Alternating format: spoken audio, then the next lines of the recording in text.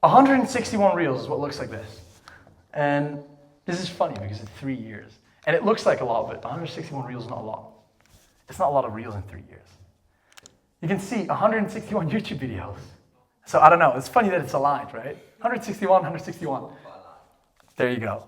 So this is what it looks like. And you know what the most fun thing is about this? If we go here, this is the first reel I ever posted with my beautiful curly hair and my pretty face, right? 3 years ago.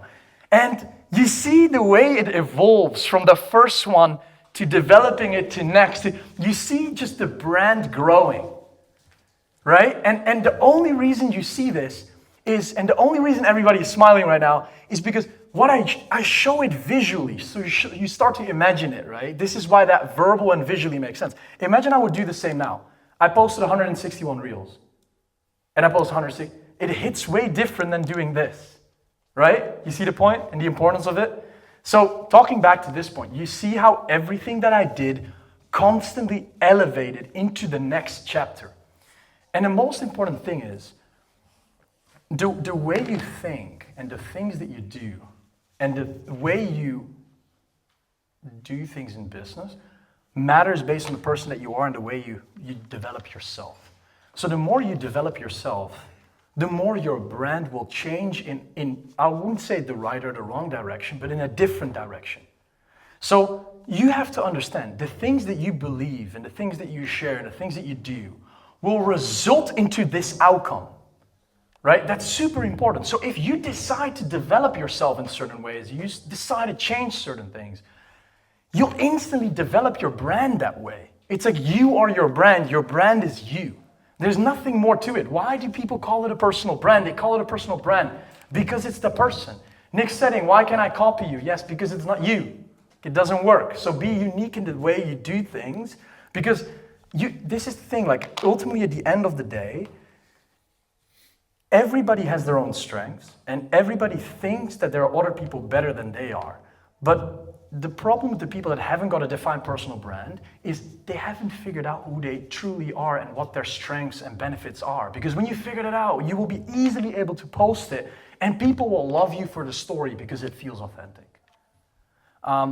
161 reels, you can kind of see like the transformation, right? Like the content that I made podcast style, then we went to more traveling, then we went to like talking heads, then here we went to the Miro videos. This is the golden age, Nick Setting Miro videos. That's where it all started.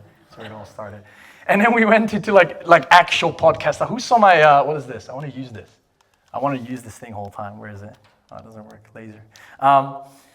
Who saw my podcast with Darren Lee? You did? Yeah, I think a lot of people did. That podcast did so much for me, also because it was like such like a big hitter, right? It's like, well, Nick Setting shows up on a podcast. And the reason people put so much importance into Nick Setting showing up on a podcast is simply because people saw that along the way I developed my brand and they want to know the reason, right? Amber, the thought process behind why people think a certain way. We talked about it, Juliana, like Amber, just yet here in the politics. People want to know the way you think, right? And the reason people want to know the way I think is because I constantly share more about the things that I'm doing. It's like you can see that it's a brand growing over years with consistency. People want to figure out the brain behind that. And that's why it's valued so much. That's why I think the podcast got like, it got like 24,000 views or something. And in a niche market, that's so many views. And it's because people like genuinely want to know more about you. Tell me. Do you ever hesitate? Yes. What do you do? I do it.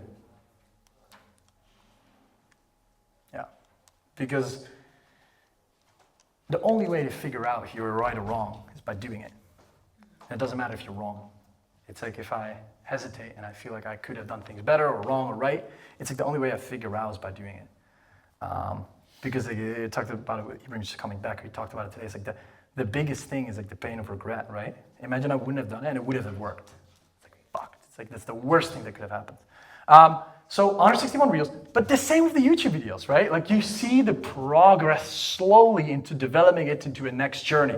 So I spent my Miro videos here, and then I went to more testimonials. I started to travel for the first time. I started to bring other people in my content. And I started to change my brand image a little bit, where I started to put proper thumbnails on it. Then I went, you just see the way it elevates slowly. These are the newest videos specifically. And then now, the fun fact is you see this channel, but then you've seen Mr. Nick Setting, which is the other channel, which is developed in a completely different way. But I like to see it like this because you can actually see like consistency and work. And this is the biggest form of credibility because nobody can share this, almost. The more rare something is, the more valuable something is. Everybody can share a client journey, a client testimonial. This is the only thing that just can't be faked, right? Or maybe we should have called YouTube, yeah, put the date to 3 years ago. I don't think they would accept that, you know? Who has questions about this? Perfect. Now,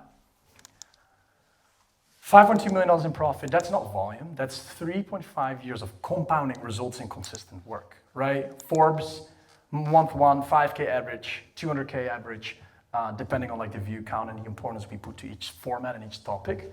And this is the way we constantly improve. The people who pass you don't post more than you. They ship the same thing every single week for 2 years. That's the unsexy part nobody fucking films. Now the dashboards, right? You don't need to track 50 different metrics. You just need 3.